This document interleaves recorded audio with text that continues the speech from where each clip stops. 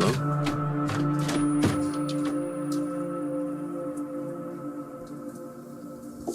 You okay? I was just on the phone with one of Harvey's victims. What did you say?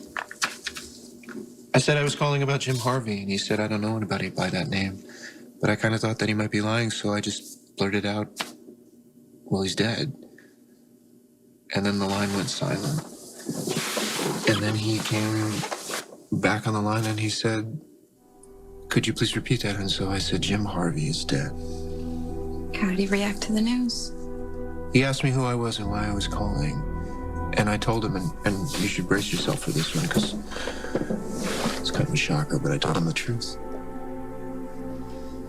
I said that Harvey hurt me when I was little and that Harvey is dead and that I have some relief now that he's dead, and all I want is to pass that peace on to other people. I didn't go into detail. I just said that I had confronted Harvey and that I had forced him to confess, and he said, well, I don't know what you did to the guy, but he said, I hope it hurt. I'm sure that guy's been carrying around a lot of rage for a long time. Yeah. I offered to share my contact information with him, and he just said, thank you for calling, and then he hung up.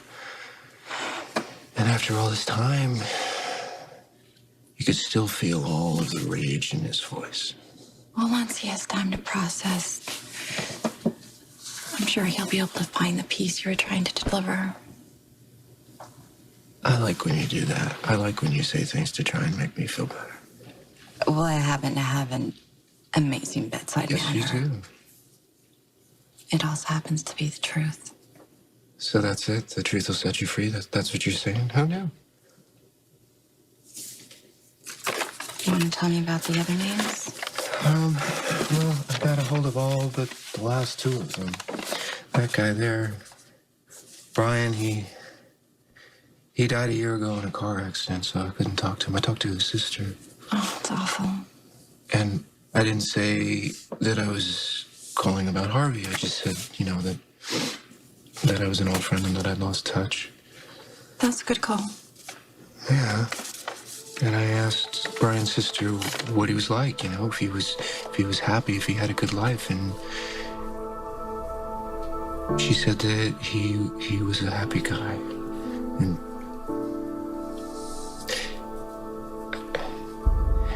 I just wish that I'd been able to end this whole horror show with Harvey before, you know, that I wish I could have told Brian that it was all over.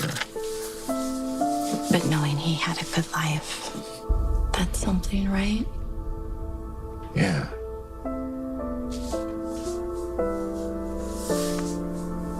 That's everything. All of the people on this list have one thing in common. When I said I was calling about Jim Harvey, they all knew exactly what I meant. And I thought that they were going to blame me, you know, for not stopping him sooner, but they were too busy blaming themselves. They said things like, why didn't I stop him? Why didn't I say something? You were all children. I know. I said that. Every one of them. When they heard me say Jim Harvey's name, I could feel their fear. And then when I said that Jim Harvey was dead, I could feel their relief. So who's the last one? Stephen Blake. I called him a couple of times and left a message, and I haven't heard back from him. And if I don't soon, then I'll just let it go. I'll respect his privacy. Again, that's not a call. Well, yeah, well, I'm on a roll. I'm glad I did it. I am. I'm glad I could tell these men that Harvey was dead. I'm glad that I could let them know that somehow his hold over us was done. It's very brave of you. Well, thank you, but let's not get carried away. I was too scared to do it in person. I had to do it over the phone. I just don't think I could bear being face to face with another one of Harvey's victims.